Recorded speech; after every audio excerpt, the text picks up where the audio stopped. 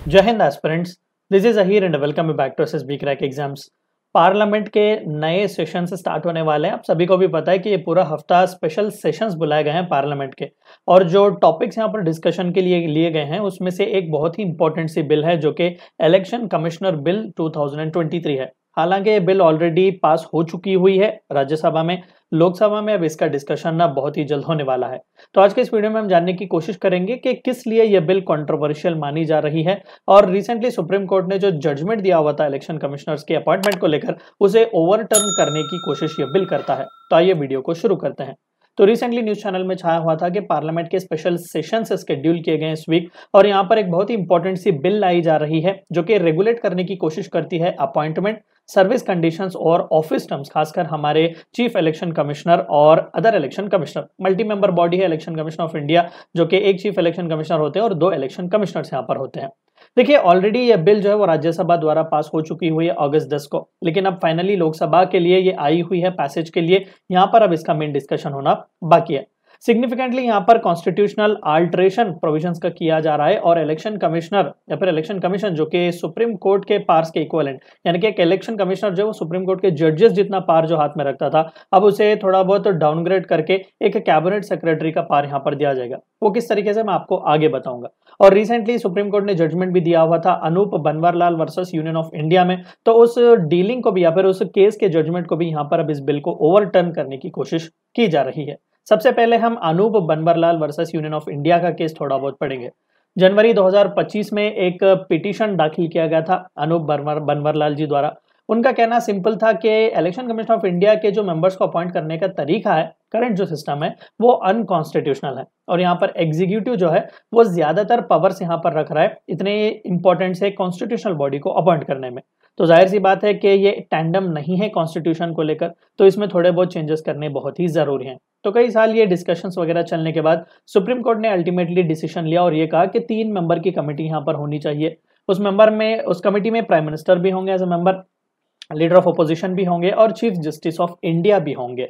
यानी कि इन तीनों मेंबर की कमेटी अब डिसाइड करेगी कि चीफ इलेक्शन कमिश्नर और इलेक्शन कमिश्नर्स कौन होंगे। और साथ ही साथ सुप्रीम कोर्ट ने यह भी कहा कि जो कि पार्लियामेंट ने कोई भी लॉ पास नहीं किया हुआ है अपॉइंटमेंट को लेकर, तो ये टेम्पररी ही है जब तक पार्लियामेंट कोई भी लॉ पास नहीं करता। अब देखें, यहाँ पर तीनों का कहना या फिर तीनों जितने भी मेंबर्स हैं, वो जाहिर सी बात है कि थोड़ा बहुत यहाँ पर हमें कंट्रोवर्सी देखने को मिलेगी। प्राइम मिनिस्टर रूलिंग पार्टी के लीडर होते हैं, अपोजिशन के लीडर वैसे भी यहाँ पर होंगे, और चीफ जस्टिस जो है वो एक न्यूट्रल पोजीशन यहाँ पर रखेंगे। तो तीनों का तीनों आंकड़ा यहाँ पर सही जाता है। अब थोड़ा बहुत कॉन्स्टिट्यूशनल प्रोविजंस की बात करते हैं कि अपॉइंटमेंट को लेकर दरअसल कॉन्स्टिट्यूशन में कहा क्या गया है। क्लॉज 2 ऑफ आर्टिकल 324, दरअसल आर्टिकल 324 ही है जो A to Z election commission of India के बारे में बात करता है। तो यहाँ पर क्लॉज 2 ऑफ आर्टिकल 324 क्लियरली कहता है कि कॉन्स्टिट्यूशन जो पावर देता है अपॉइंटमेंट करने के लिए जो चीफ इलेक्शन कमिश्नर और इलेक्शन कमिश्नर्स का है, वो प्रेसिडेंट ऑफ इंडिया के हाथ में है, subject to any law the parliament might make. यानी कि फिलहाल के लिए प्रेसिडेंट के हाथ में, लेकिन पार्लियामेंट अगर कोई लॉ पास करता है तो वहां पर उसे फॉलो करना पड़ेगा। लेकिन आज तक कोई भी स्पेसिफिक लॉ यहाँ पर इलेक्शन कमिश्नर्स के अपॉइंटमेंट को लेकर पास पार्लियामेंट ने नहीं किया, यानी कि खुले तौर पर यहाँ पर पावर प्रेसिडेंट के हाथ में ही दिया गया। अब प्रेसिडेंट किसकी सुनेंगे?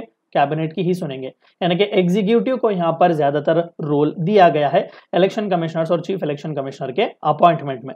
तो उसी के चलते सुप्रीम कोर्ट ने कहा कि ये इनकम्पैटिबल है इंडिपेंडेंस को लेकर इलेक्शन कमीशन ऑफ इंडिया के। अब ये बिल में कई सारे कंट्रोवर्शियल सी चीजें। सबसे पहला, अभी जो कमेटी की हमने बात की जहां पर prime minister, leader of opposition और चीफ जस्टिस ऑफ इंडिया होंगे, ये बिल उसे चेंज करने की कोशिश करता है और कहता है कि प्राइम मिनिस्टर चेयरपर्सन होंगे, लीडर ऑफ अपोजिशन लोकसभा में जो है वो मेंबर होंगे, और चीफ जस्टिस नहीं होंगे, कोई भी एक कैबिनेट मंत्री होगा जो कि खुद प्राइम मिनिस्टर नॉमिनेट करेंगे। यहां पर भी आप देख लीजिएगा एग्जीक्यूटिव का ही बोलबाला होगा, क्योंकि प्राइम मिनिस्टर और उनके नॉमिनेटेड कैबिनेट मंत्री, तो यहाँ पर आसानी से लोग मेजॉरिटी हासिल कर सकते हैं, किसी भी पर्सन को चाहे वो अपॉइंट कर सकते हैं in spite of opposition from the leader of opposition. तो यही एक रीजन है कि एक्टिविस्ट इस बिल के खिलाफ हैं। और क्या कुछ चीजें कंट्रोवर्शियल इस बिल में देखने को मिल रही है। सबसे पहला, सैलरीज, अलाउंस और सर्विस कंडीशंस को भी यहाँ पर रिवाइज करने की कोशिश की जा रही है और इन्हें on par with cabinet secretary को लाने की कोशिश की जा रही है। इलेक्शन कमीशन एक्ट ऑफ 1991 को अब यहाँ पर रिपील किया जाएगा। इससे पहले होगा क्या कि देखिए वैसे तो सुप्रीम कोर्ट और कैबिनेट सेक्रेटरी की सैलरी ऑलमोस्ट ऑल सेम ही होती है, लेकिन सुप्रीम कोर्ट के जजेस को चंद एडिशनल पोस्ट रिटायरमेंट बेनिफिट्स भी मिलते हैं, जैसे कि डोमेस्टिक हेल्प उन्हें लाइफ टाइम के लिए मिल जाती है, लाइफ टाइम ड्राइवर्स का प्रोविजंस वगैरह मिल जाता है।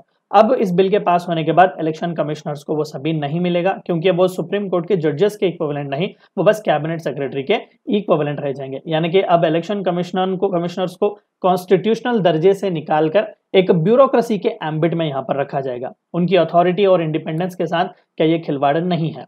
और साथ ही साथ जो इफेक्टिव सा कंट्रोल यहाँ पर इलेक्शन के सुपरिंटेंडेंट्स का हो, डायरेक्शन का हो, कंट्रोल इलेक्शंस का हो, ये सभी चीफ इलेक्शन कमिश्नर और इलेक्शन कमिश्नर्स के हाथ में होता था।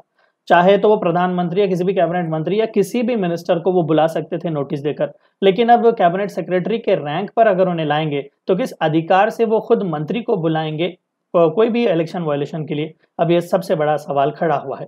तो वेट करके देखना पड़ेगा कि आगे इस बिल को लेकर क्या घमासान चलेगा। ये थी चंद बातें आपको इस वीडियो में जाननी थी। वीडियो को एंड करने से पहले आप सभी को एक और बार याद दिला दूं कि एसएसबी क्रैक एग्जाम्स के पास एसएसबी इंटरव्यू से related full fledge online course available है।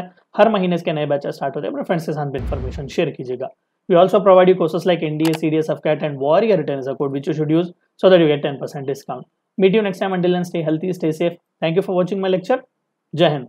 अगर आप एक डिफेंस एस्पिरेंट हैं और SSB interview, NDA, CDS, AFCAT जैसे एग्जाम्स के लिए प्रिपेयर कर रहे हैं तो आप एसएसबी क्रैक एग्जाम्स के कोर्स को चेक करना ना भूलें। आप हमारी लर्निंग एप्लीकेशन को गूगल प्ले स्टोर से भी डाउनलोड कर सकते हैं।